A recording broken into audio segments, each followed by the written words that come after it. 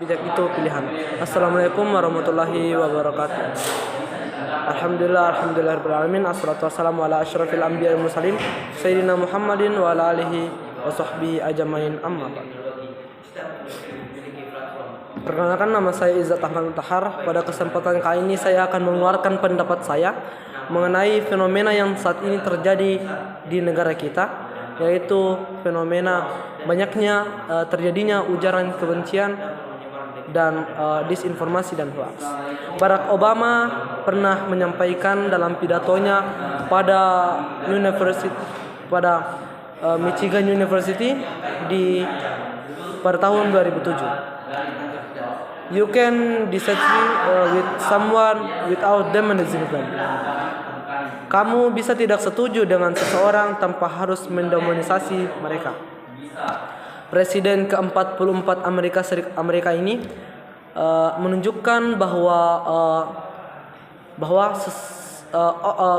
kamu punya hak untuk berbicara, tetapi menyampaikannya dengan bijak merupakan pilihan yang lebih bermartabat. Sejalan dengan itu, Anies Baswedan pernah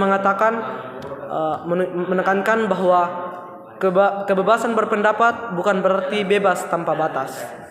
Nah, Anies Baswedan menekankan bahwa semua orang memiliki hak untuk menyampaikan pendapat mereka, tetapi hak tersebut kita tidak boleh salah gunakan hak tersebut. Seperti misalnya kita menghina orang lain, menjatuhkan orang lain, menyakiti orang lain, ataupun bahkan mengeluarkan ujaran kebencian kepada orang lain. Namun teman-teman, justru kebebasan berpendapat itu perlu kita gunakan untuk kita membuat dialog yang sehat, membangun dialog yang sehat, memperkuat persatuan, ataupun mendorong untuk membangun demi kemajuan kita bersama. Nah, tetapi faktanya saat ini orang-orang seringkali menormalisasikan yang namanya ujaran kebencian di media sosial. Bahkan teman-teman, saat ini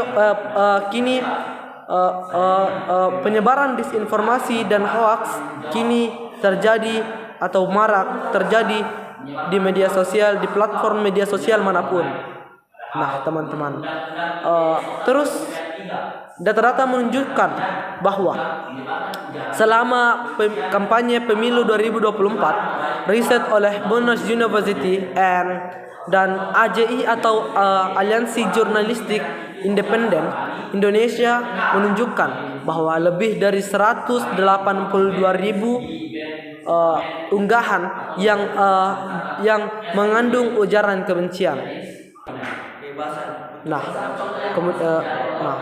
selain itu, Komdigi menemukan bahwa Komdigi atau Kementerian Komunikasi dan Digital menemukan atau mengidentifikasi lebih dari 1923 konten hoax dan disinformasi. Nah, dari data-data ini kita jelas terlihat bahwa saat ini Indonesia tengah menghadapi tantangan besar. Gelombang ujaran kebencian membesar dan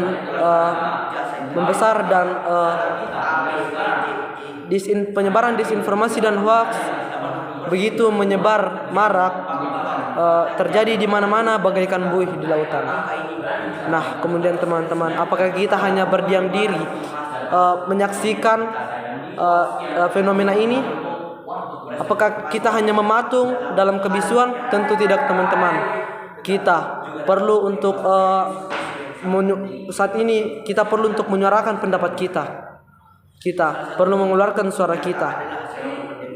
Namun kita perlu sebuah solusi. Kita perlu solusi untuk menangani masalah ini. Nah, kemudian dalam solusi ini kita tidak boleh untuk mengorbankan hak asasi kita dalam mengeluarkan pendapat. Nah, menurut saya yang perlu kita lakukan ialah yang pertama, kita perlu untuk meningkatkan literasi digital yang berbasis kritis dan etis. Dengan adanya dengan ini masyarakat akan lebih sadar bahwa menyampaikan pendapat, bahwa kebebasan berpendapat bukan berarti bebas menyakiti atau menghina orang lain. Dengan adanya program dengan adanya program literasi digital yang berbasis kritis dan etis, masyarakat akan belajar bahwa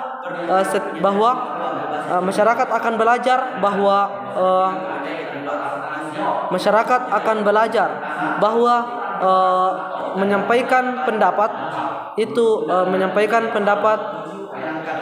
itu harus dengan adab dan bijak.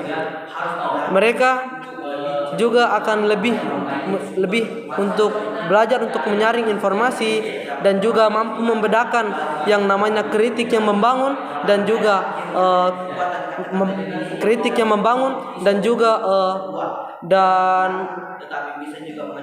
dan ujaran kebencian. Yang kedua ialah kita perlu menciptakan sebuah forum diskusi, forum dialog yang terbuka di media publik. Nah, kemudian teman-teman, dengan adanya forum ini kita lebih mempermudah orang-orang untuk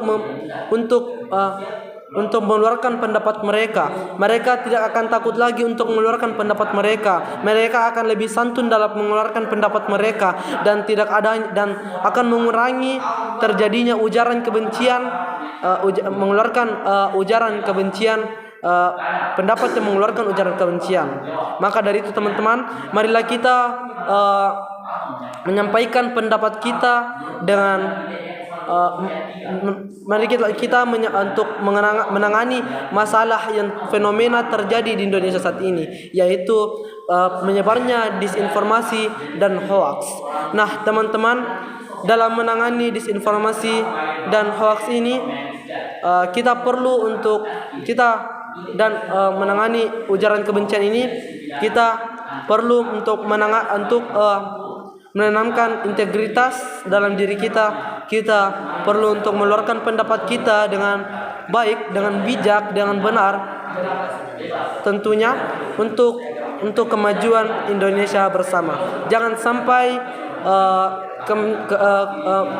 ujaran kebencian ini dan penyebaran disinformasi ini mampu merusak integritas kita, mampu merusak demokrasi kita, mampu merusak Indonesia yang telah dibangun selama ini. Mungkin itu saja dari saya.